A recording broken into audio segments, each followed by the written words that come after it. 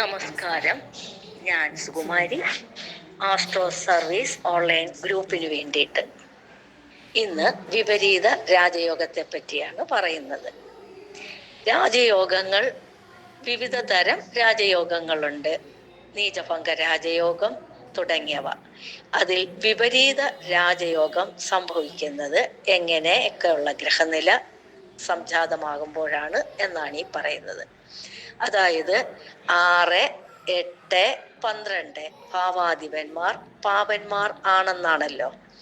എന്നാൽ ഈ 6, 8, 12 ഭാവാധിപന്മാർ ഒന്നിച്ച് 6-ലോ 8-ലോ 12-ലോ നിൽക്കുകയോ പരസ്പരം രാശി മാറി നിൽക്കുകയോ ചെയ്താലും 6-ാം ഭാവാധിപൻ 8-ലും 8-ാം ഭാവാധിപൻ 12-ലും 12-ാം ഭാവാധിപൻ 6-ലും ഇങ്ങനെ പരസ്പരം മാറി നിൽക്കുമ്പോഴും വിപരീത രാജയോഗം സംജാതമാകുന്നു. ഈ ഗ്രഹങ്ങളിൽ ഒന്നും തന്നെ മറ്റ് ഗ്രഹങ്ങൾ ഇടപെടാനോ അവരുടെ പരസ്പര ദൃഷ്ടിയോ യോഗങ്ങളോ ഒന്നും സംഭവിക്കാൻ പാടില്ലാത്തതുമാണ്. അപ്പോൾ 6, 8, 12 ഭാവാധിപന്മാർ മാത്രം രൂപീകരിക്കപ്പെടുന്ന ഒരു യോഗമാണിത്. അതുകൊണ്ട് തന്നെ ബാക്കിയുള്ള ഒരു ഗ്രഹങ്ങളും ഇവരുടെ സംഗമത്തിൽ ചേർന്ന് നിൽക്കാതിരിക്കുക ആണ് ചെയ്യേണ്ടത്. ഈ രീതിയിൽ ഗ്രഹസ്ഥിതി ഉള്ളവർക്കാണ് വിപരീത രാജയോഗം ഉണ്ടാകുന്നത്.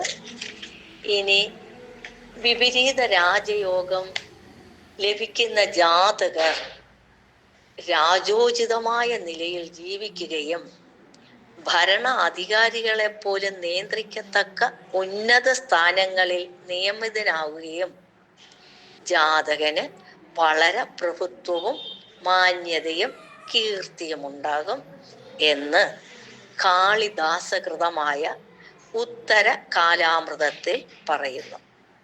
വിപരീത രാജയോഗ കർത്താക്കളായ ഗ്രഹങ്ങളുടെ ദശകളിലും അപഹാരങ്ങളിലുമായിരിക്കും ഫലങ്ങൾ ലഭിക്കുന്നത്. നന്ദി, നമസ്കാരം.